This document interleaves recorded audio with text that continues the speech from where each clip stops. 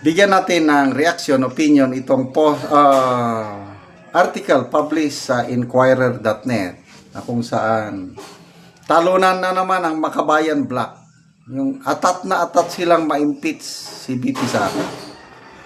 Palagi silang nagkakamali. So paano nila ma-impeach ang ating BP Sara? Eh mali-mali ang ginagawa nila. Sila ang unang nag-file ng impeachment complaint this year. Kaya lang, sa deliberation sa Committee on Justice kahapon, na set aside. Santabi. Bakit? Violation ng constitutional 1-year bar rule. Ito. Title, First Impeach Rap versus BP Duterte set aside for violating 1-year bar rule. The first impeachment complaint against Vice President Sara Duterte filed by the Makabayan Coalition has been set aside by the House of Representatives Committee on Justice for allegedly violating the 1-year bar rule.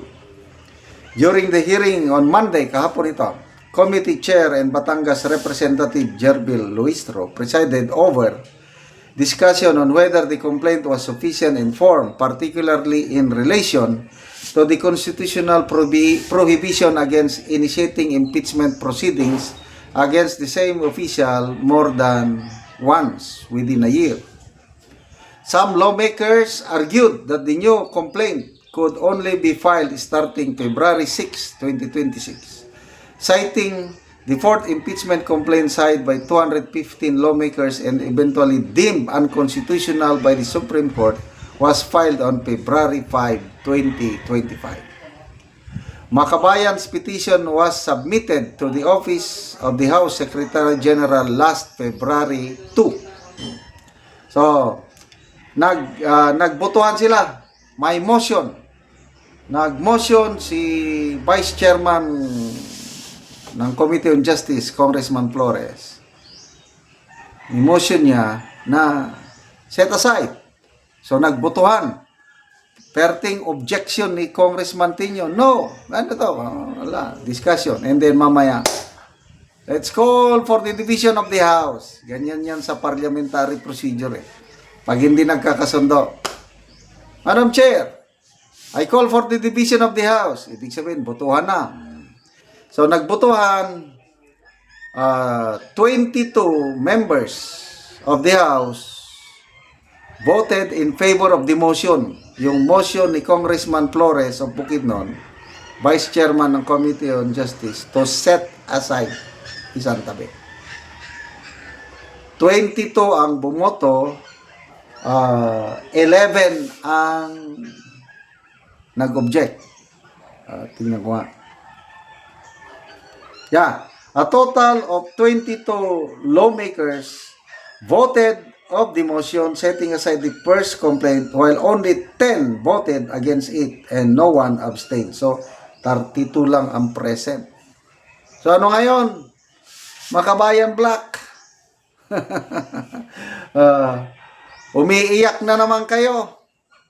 May post pa naman dito, itong si Franz Castro. Post ng All Updated Exam Review. Title dito, Franz Castro. Talagang atat na kami na ma-impeach yang si Sara Duterte. Bakit atat na atat? Alam na natin. Dahil ang number 1 na mawawala sa mundong ito pag nagpresidente ang isang Sara Duterte ay sila. Napatunayan na po ni BP Sara ang kanyang magagawa pagdating sa paglaban sa insurgency.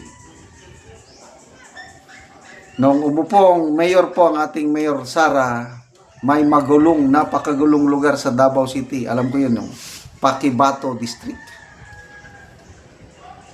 Talagang stronghold yan ng mga rebelde, Paquibato District. Namatayan ng isang una may sinunog, mga plantation ng sagingan, La Panday banana plantation. Sinunog ng Mine Pay kasi humihingi sila ng revolutionary tax o kotong na lang sa kumpanya, ayaw magbigay ang kumpanya, sinunog. And on the process sa pagsunog, may nadamay na isang fish vendor. Si BP Sara, Mayor Sara, nag-respond, siya mismo. Kita niya yung sugatan na fish vendor, natamaan ba? Crossfire. So si BP Sara, siyang nagdala mismo ng fish vendor doon sa ospital. At nung dumating ang pamilya, hindi niya na nakayanan yun. Kasi eventually, namatay din. Namatay din yung fish vendor. So, doon, naramdaman ni BP Sara ang sakit. Yung luha ng pamilya ng fish vendor. And then, mamaya, may isang tinyente na namatay sa labanan. Kasi malakas pang MP noon doon sa Paquibato District.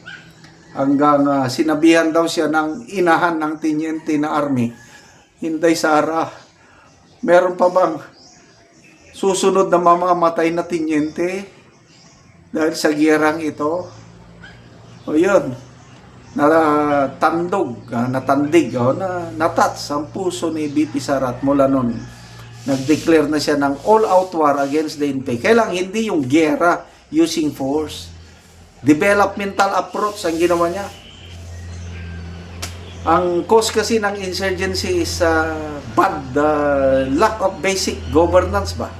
Services. Kaya ang ginawa niya, nagdala siya ng pangangailangan ng serbisyo, kalsada, tulay, electricity, education, kung ano, binuhusan niya.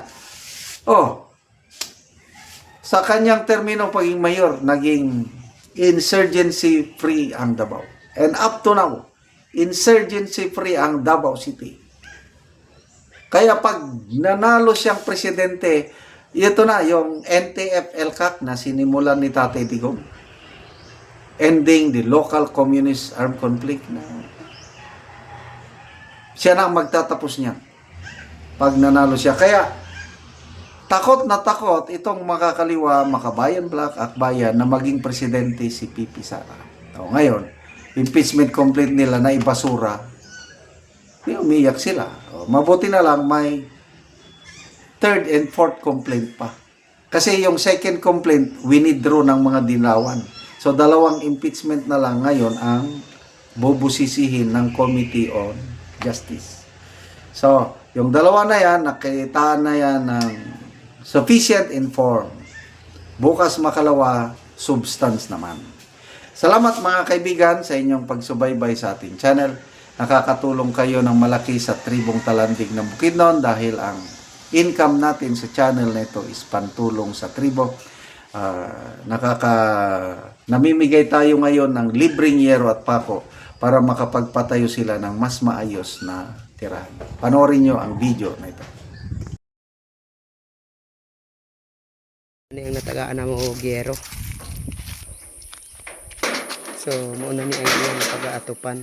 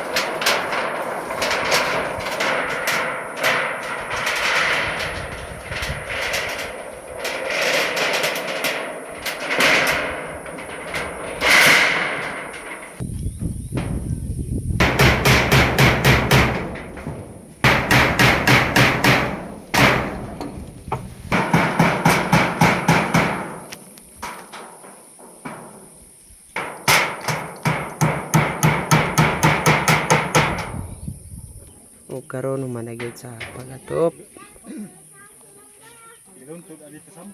O natupan na gyud.